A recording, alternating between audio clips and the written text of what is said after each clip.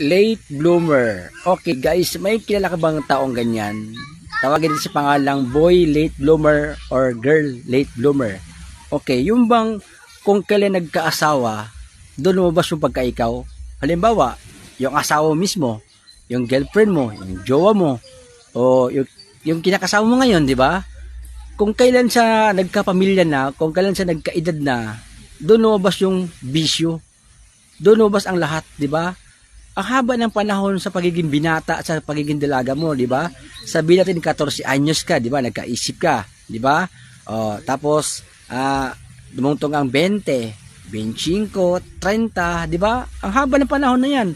Gawin mo yung mga bagay-bagay na gusto mong gawin, party-party, inuman, barkada, lahat. Padalogan, lahat na lang pwede mong gawin kasi kumbaga part ng kabataan yan di ba? Maging enjoy, maging masaya sa buhay kabataan. Pero hindi yung kung kailan ka nagkaasawa, doon ka lalabas, mga lalaki, babae, barkada, lahat ng mga event ng mga barkada mo, kasama ka, may asawa ka na, di ba? May anak ka na, pangit na, di maganda. Kaya boy, hindi pa huli ang lahat, no?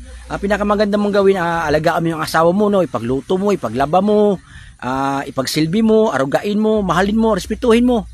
Hindi pa huli ang lahat para maghiwalay kayo. Kaya may chance pa, magbago ko na, ano? Okay ha, thank you.